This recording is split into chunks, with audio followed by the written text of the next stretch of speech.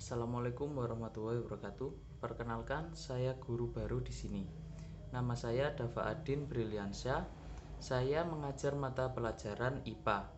Sebelumnya, marilah kita bersyukur kepada Allah Subhanahu wa taala karena atas karunia-Nya kita dapat bertemu pada pelajaran kali ini meskipun dengan media video YouTube. Untuk absensi, kalian hanya berkomentar pada kolom komentar di bawah dengan menuliskan komentar hadir untuk absensi ya. Nah, sebelum memulai pelajaran, marilah kita berdoa menurut agama dan kepercayaan masing-masing. Berdoa mulai.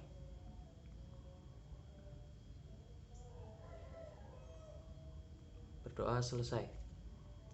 Pada pertemuan kali ini kita akan membahas tentang perkembangbiakan vegetatif tumbuhan, Angiospermae. Jadi diharapkan nanti kalian bisa menjelaskan dan menyebutkan perkembangbiakan vegetatif pada tumbuhan Angiosperma. Apa sih perkembangbiakan itu? Nah, sekalian absensinya dengan menjawab pertanyaan tersebut ya. Jadi, perkembangbiakan tidak hanya terjadi pada manusia, tetapi juga semua makhluk hidup yang ada di dunia ini. Perkembangbiakan memiliki tujuan untuk menghasilkan keturunan baru atau individu baru guna melestarikan spesiesnya.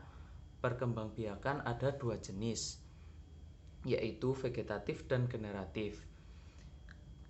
Pada pertemuan kali ini kita akan membahas perkembangbiakan vegetatif pada tumbuhan, terutama tumbuhan Angiosperma.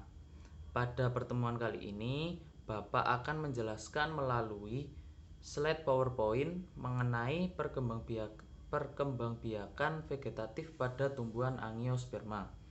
Dan di akhir nanti akan ada tugas yang harus kalian kerjakan. Langsung saja ke PPT-nya ya. Yang pertama yaitu Angiosperma. Angiosperma berasal dari bahasa Yunani yaitu angion atau bisa disebut wadah dan spermae yaitu biji. Maka Angiospermae merupakan tumbuhan berbiji tertutup yang memiliki bunga. Ciri tumbuhan Angiospermae yaitu memiliki akar, batang, daun, dan bunga yang sesungguhnya. Kemudian vegetatif. Reproduksi vegetatif adalah cara reproduksi tumbuhan dengan menggunakan bagian tumbuhan yang dapat menghasilkan tumbuhan baru tanpa melibatkan proses fertilisasi. Fertilisasi itu apa? Fertilisasi adalah proses peleburan inti sel sperma dengan inti sel telur sehingga membentuk zigot. Maka dari itu perkembangbiakan vegetatif bisa disebut juga perkembangbiakan aseksual. Pada perkembangbiakan vegetatif, tumbuhan Angiosperma dibedakan menjadi dua, yaitu secara alami dan buatan. Vegetatif alami yaitu perkembangbiakan tumbuhan dengan menggunakan bagian tubuhnya tanpa bantuan manusia. Bisa dari rizoma atau akar tinggal. Beberapa tanaman berkembang biak dengan tunas pada batang yang tertinggal di dalam tanah. Contoh tumbuhannya yaitu lengkuas, kunyit, kencur, dan lain-lain. Selanjutnya ada stolon atau geragi.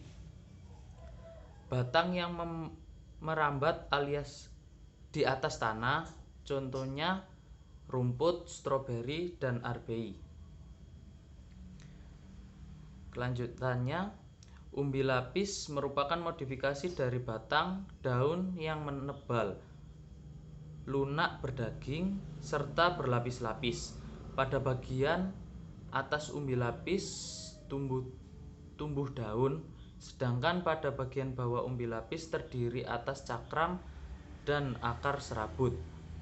Misal tumbuhan yang memiliki umbi lapis antara lain bawang merah, bawang putih, bunga bakung, dan bunga tulip. Selanjutnya ada selanjutnya yaitu umbi batang. Adalah batang yang tumbuh di dalam tanah dan ujungnya menggelembung menjadi umbi. Contoh tumbuhan yang berkembang biak dengan umbi batang adalah kentang dan ubi jalar. Selanjutnya ada tunas adventif. Adalah tunas yang tumbuh tidak di ujung batang dan ketiak daun. Misal tumbuhan yang berkembang biak dengan tunas adventif adalah cocor bebek, sukun, kersen atau talok. Kemudian ada vegetatif buatan.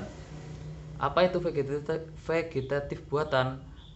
Vegetatif buatan yaitu perkembangbiakan secara tidak kawin pada tumbuhan yang sengaja dilakukan oleh manusia atau dengan bantuan manusia.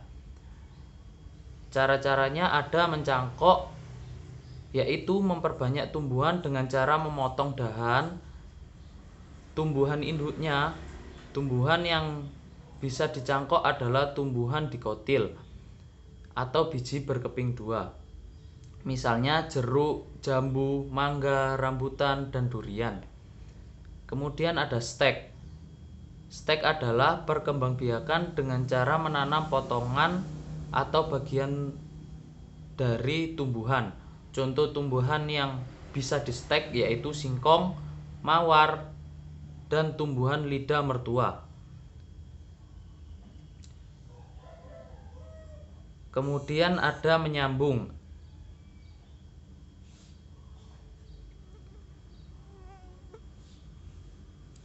Atau mengenten adalah menggabungkan batang bawah dan batang atas dua tanaman yang sejenis. Sebagai contoh yaitu tomat dan terong. Selanjutnya yaitu ada okulasi atau menempelkan. Adalah menempelkan mata tunas dari dua tanaman yang sejenis namun berbeda sifat. Misalnya mangga mana lagi dengan mangga arum manis. Kemudian ada merunduk, merupakan proses menimbun batang tumbuhan ke dalam tanah. Tumbuhan yang bisa dikembangbiakan dengan merunduk antara lain apel, stroberi, tebu, dan melati. Nah, jadi itu tadi penjelasan tentang perkembangbiakan vegetatif tumbuhan Angiosperma.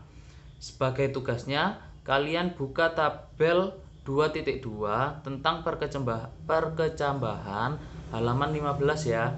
Lakukan praktikum secara mandiri di rumah kalian masing-masing. Kalian kerjakan sebagai tugas proyek untuk dikumpulkan pada pertemuan 4 besok. Untuk kesimpulan pada pertemuan kali ini, organ tumbuhan berupa batang, daun, dan umbi dapat digunakan untuk alat perkembangbiakan. Perkembangbiakan vegetatif tumbuhan Angiosperma dapat dibedakan menjadi dua, yaitu secara alami dan buatan. Cukup sekian pertemuan kali ini ya. Pertemuan selanjutnya kita akan membahas tentang perkembangbiakan generatif tumbuhan Angiosperma. Jangan lupa dibaca dan dipahami untuk pertemuan selanjutnya. Wassalamualaikum warahmatullahi wabarakatuh.